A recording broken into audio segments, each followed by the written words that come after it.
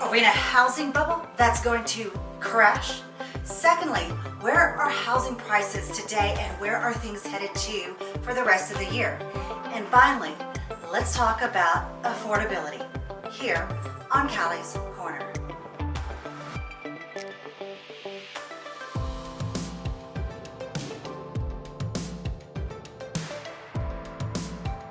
So let's hop right on in here and answer the first question.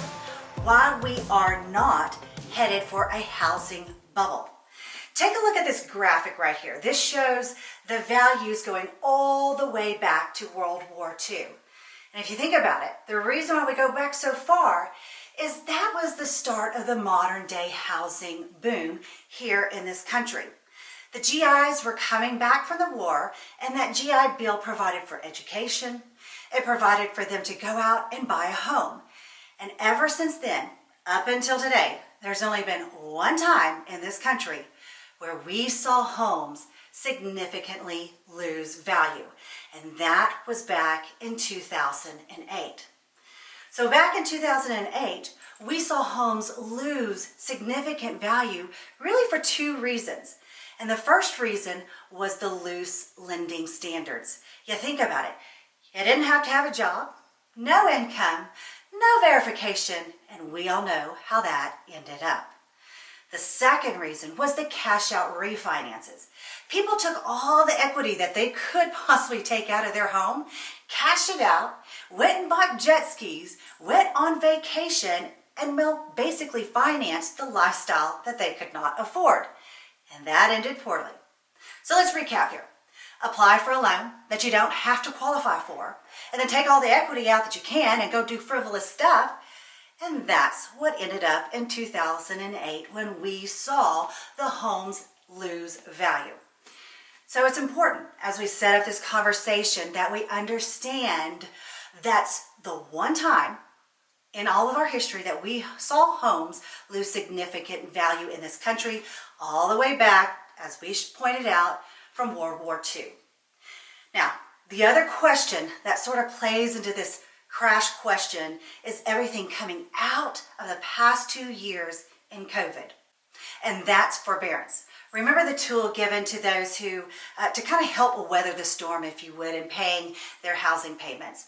Homeowners that might have been in trouble with that. And it did cause, very from the beginning, a lot of people to have a lot of concern. But the truth is, forbearance numbers continue to edge down.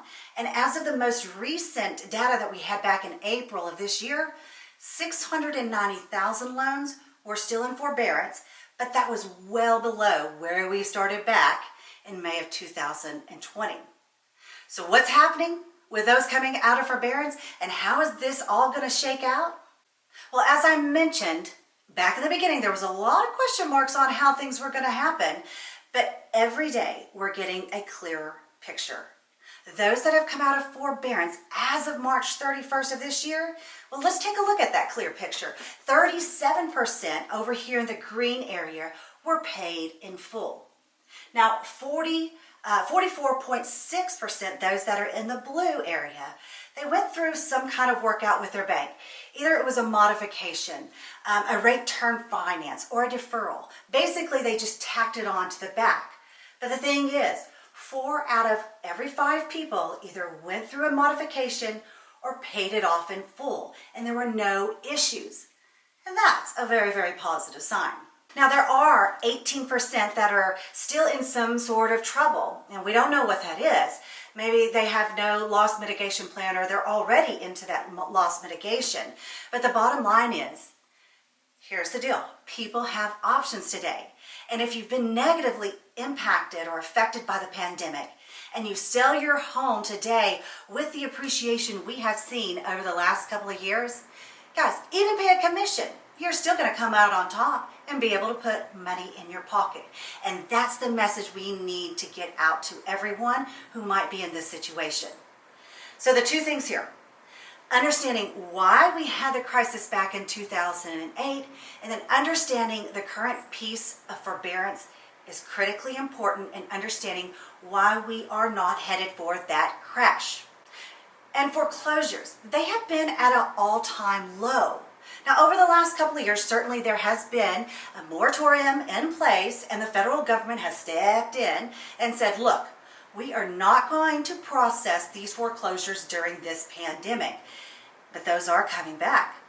But back during the housing crisis in 2008, here we are shaded over here in the red, over 9 million people went through foreclosure. And remember what I just said, 690,000 loans is all we've got currently in forbearance. That's significantly lower. And we certainly don't want to see anybody go through that. It's a tragic thing, but it is a reality of our business, and that's why I say we are going to see some of these happen. But these tighter lending standards have led to less foreclosures in the market. And that makes sense, right? I mean, think about it. You got a highly qualified bidder, or at least a better qualified borrower. You're going to see less defaults, and that's exactly what we're seeing. Remember, 9 million versus the 690,000 that are in forbearance. That certainly is not going to play into a crash. So, we can clearly say lending standards are different. That story is different. One of the major contributors back in 2008 is no longer around. The other question, though, a lot of people bring up is, well, as home prices have risen, people are not going to be able to support that debt, and that's going to be a challenge. Well, mortgage debt is not a challenge. Again, this is from the Federal Reserve. This is the household debt ratio for mortgages, and that's a percentage of one's disposable personal income. So think about the total mortgage payment that you have, the initial one, divided by the total disposable personal income. And where we sit today is much, much lower than where we were back during the financial crisis, the housing crisis, even lower than what we were seeing back in the 80s and the 90s. And why is that? It's a component of the rising wages and a component of the interest rates that we have been seeing over the past few years. And folks that are holding on to mortgages today are in a much, much better position than where they were back in the financial crisis of 2008.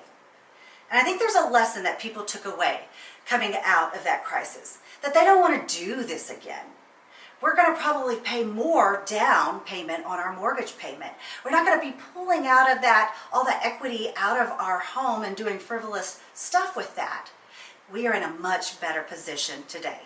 This is a look at the mortgage payments on cash out refinances from Freddie Mac and the difference in the annual payment for cash out refinances.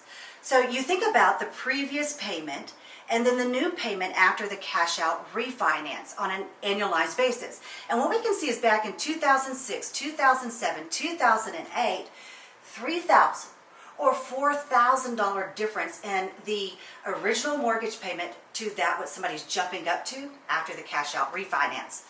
Well, what did we see in 2020 and 2021? $66 or $34. Very, very little change from the original mortgage payment to that somebody has now after the cash out refinance. Certainly, that speaks to the low interest rates that we have seen, but it also speaks to people not doing all that refinancing and harvesting the equity that they have in their home instead of doing something else. A lot of lessons were learned back in 2008 where we can safely say that the market dynamics are very, very different today in housing than what they were back then. Now the bigger question right now is, what's ahead? Where are we going? And let's talk about that next here on Callie's Corner.